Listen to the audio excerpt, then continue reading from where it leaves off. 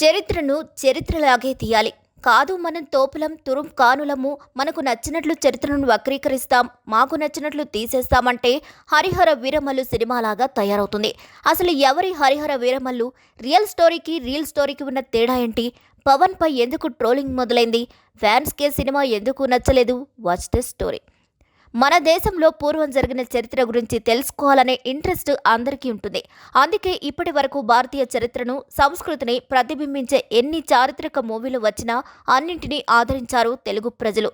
రాజులు, యుద్ధాలు, వీరులు, పోరాటాలు, గత కాలపు సంఘటనలు, సామాజిక పరిస్థితులను కళ్లకు కట్టినట్లు చూపించిన సినిమాలను బ్రహ్మరథం పడతారు ప్రజలు.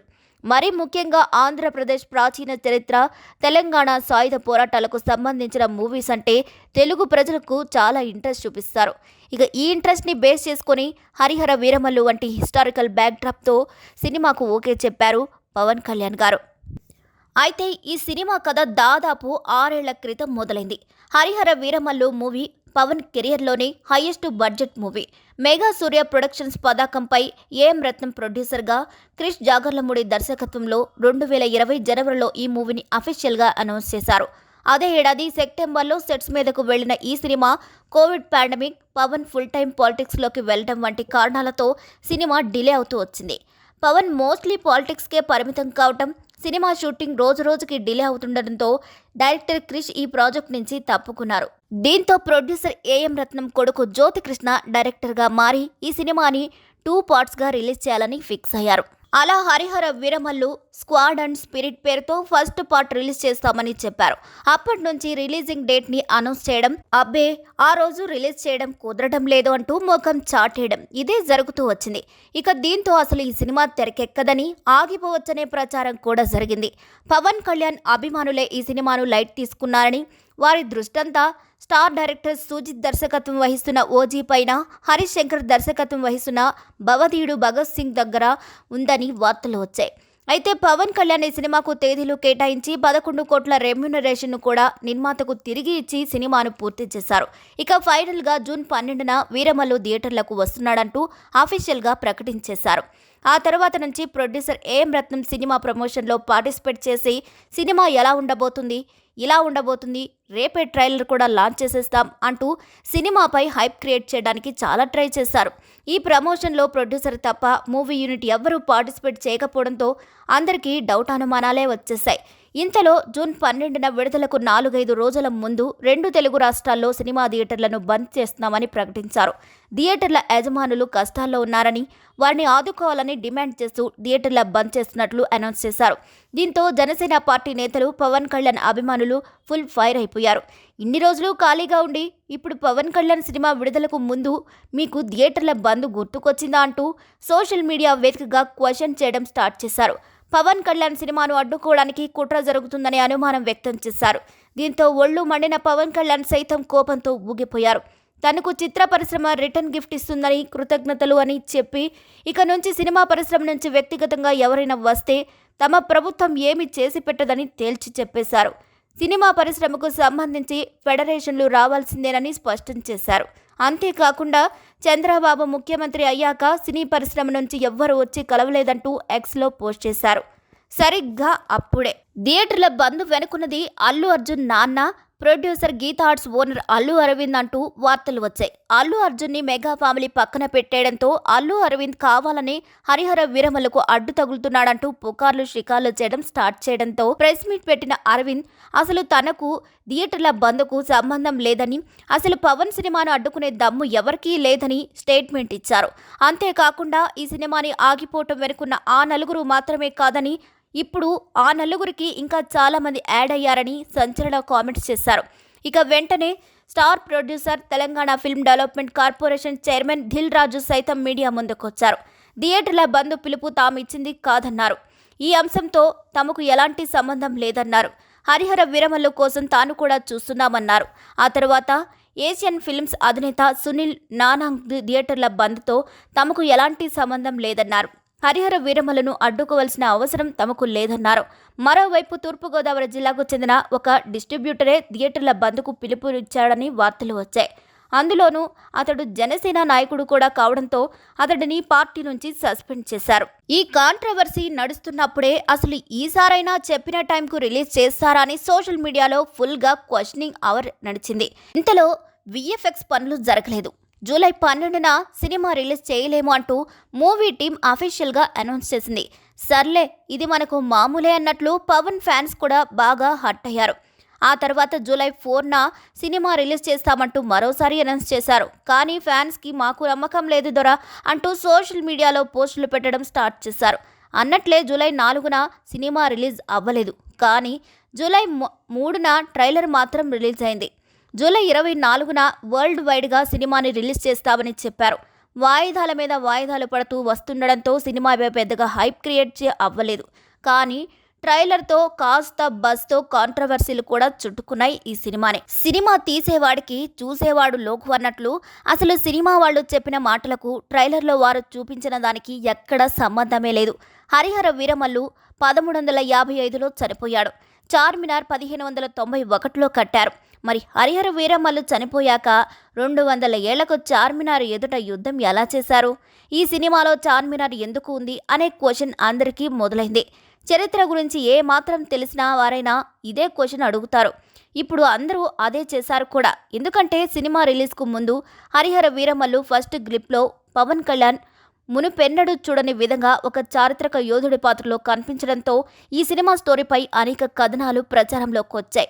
17వ దశాబ్దపు మొఘల్ సామ్రాజ్యం నేపథ్యంలో ఒక పీరియడ్ యాక్షన్ డ్రామాగా రూపొందుతుందని వార్తలొచ్చాయి. కోహినూర్ వజ్రం చుట్టూ కథ నడుస్తుందని, పవన్ ఒక రాబిన్ హుడ్ తరహా పాత్రలో కనిపిస్తున్నారని చెప్పుకున్నారు. మొఘల్ చక్రవర్తి ఔరంగజేబు పాత్రలో బాబీ డ్యోల్ని చూపించడంతో నిజమైన చరిత్ర ఆధారంగానే చిత్రీకరించారని అనుకున్నారు. అదే సమయంలో తెలంగాణ పోరాట వీరుడు పండుగ సాయన్న జీవిత చరిత్ర ఆధారంగా ఈ సినిమాను తీశారని టాక్ కూడా నడిచింది. ఇక పండగ సాయన్న ఎవరో కాదు, నిజాం పాలనలో జరిగిన తిరుగుబాట్లు, ఉద్యమాలలో ఒక ప్రత్యేక స్థానాన్ని సంపాదించుకున్న ప్రజానాయకుడు. ఈయన సుమారు 1860 నుండి 1900 మధ్య కాలంలో జీవించి ఉండవచ్చని చరిత్రకారులు అంచనా వేస్తున్నారు. ఇక మహబూబ్ నగర్ జిల్లాలో నవాబ్పేట మండలం మెరుగోనిపల్లి గ్రామం ఆయన జన్మస్థలం. ధనవంతులను, భూస్వాములను, నిరంకుశ నిజాం అధికారులను ఎదిరించి పేద ప్రజలకు దాన ధర్మాలు చేసి తెలంగాణ రాబిన్ హుడ్గా మారారు. ధనవంతుల ఇళ్లపై, గోదాములపై దాడులు చేసి ఆ ఆహార ధాన్యాలను ఆకలితో అలమటించే పేద ప్రజలకు పంచిపెట్టేవారు. ఆయన కథ ఆధారంగా వీరమల్లు పాత్రని క్రియేట్ చేశారని టాక్ వచ్చింది. ఇక హరిహర వీరమల్లు అనే టైటిల్ కారణంగా హరిహర రాయల కథ ఆధారంగా ఈ సినిమాను తెరకెక్కిందనే వార్తలు వచ్చాయి. సంగమ వంశానికి చెందిన హరిహర రాయలు క్రీస్తు శకం 1336లో విజయనగర సామ్రాజ్యాన్ని స్థాపించారు. మొదటి హరిహర రాయలు కేవలం ఒక రాజస్థాపుడుగానే కాకుండా దక్షిణ భారతదేశంలో హిందూ సంస్కృతి, ధర్మాన్ని రక్షించి భవిష్యత్తు తరాలకు గొప్ప వారసత్వాన్ని అందించిన ఒక విజనరీ పాలకుడిగా చరిత్రలో నిలిచిపోయారు. ఆయన కథని స్ఫూర్తిగా తీసుకునే వీరమల్లును తెరకెక్కిస్తున్నారని వార్తలు వచ్చాయి.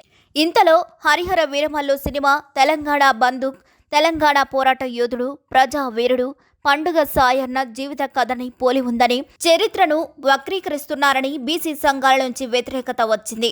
ఇది పండుగ సాయన్న స్టోరీ కాదని, విజయనగరం సామ్రాజ్యం స్థాపించిన హరిహర రాయలు, బుక్కరాయలను సంబంధించిన కథ అని చెప్తున్నారని ఫైర్ అయ్యారు.